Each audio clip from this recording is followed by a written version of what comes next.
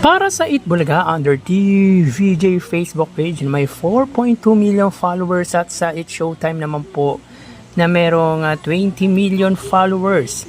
Sa oras na 2:09 PM ang Eat Showtime po ay may kasalukuyang segment na Tawag ng Tanghalan National Final. So ang magwawagi po na contestant sa Tawag ng Tanghalan ay papasok po sa Grand Finals ng nasabing segment.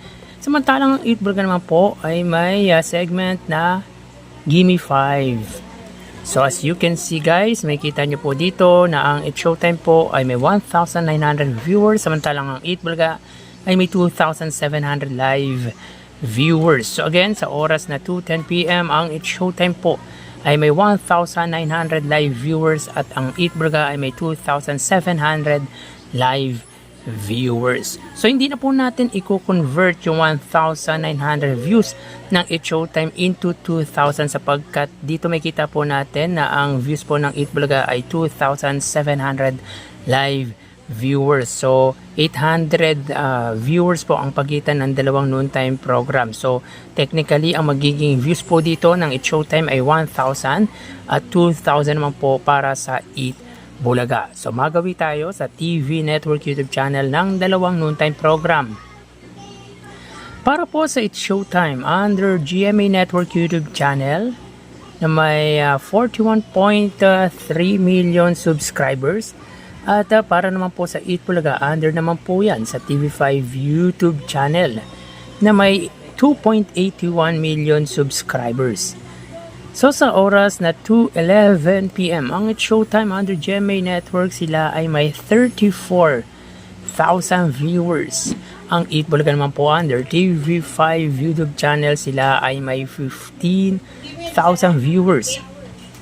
So again, sa oras na 2:11 PM ang Eat Showtime sila po ay may 35,000 viewers. At ang Eat Bulaga naman po under TV5 ay may 15,000 live viewers. So dito as you can see guys ay lamang po ng 20,000 views ang GMA sa TV5. So magawi tayo sa main YouTube channel ng dalawang noontime program para po sa Eat Showtime under ABS-CBN Eat Showtime na may 2.8 million subscribers at sa Eat Bulaga naman po under Eat Bulaga TVJ YouTube channel na may 1.82 million subscribers. So sa oras na 2:11 PM ang Eat Showtime sila ay may 76 or 75,000 viewers at ang Eat Bulaga naman po sila ay may 99,000 viewers.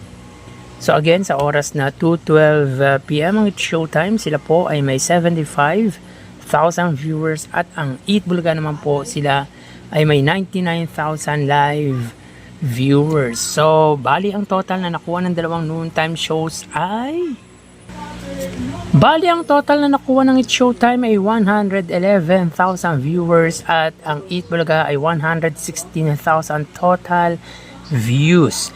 Sa Facebook Live, again, 1,000 para po sa Eat Showtime, 2,000 naman po para sa Eat Bulaga. Sa TV Network YouTube channel, 35,000 para sa GMA at 15,000 naman po para sa TV5.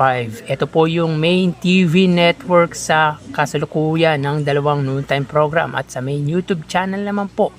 Ang Eat Showtime ay may 75,000 total views at ang Eat Bulaga naman po ay may 99,000 viewers. So again, 111,000 total views ang nakamit or naabot ng Eat Showtime at 116,000 total views naman po para sa Eat Bulaga. So dito ay angat ng 5,000 views ang Eat Bulaga sa Eat Showtime. Meaning, sa kinandak nga po natin na online viewership ay wagi ang pananghaliang programa ng mga legit dabarkads against sa madlang people noontime program.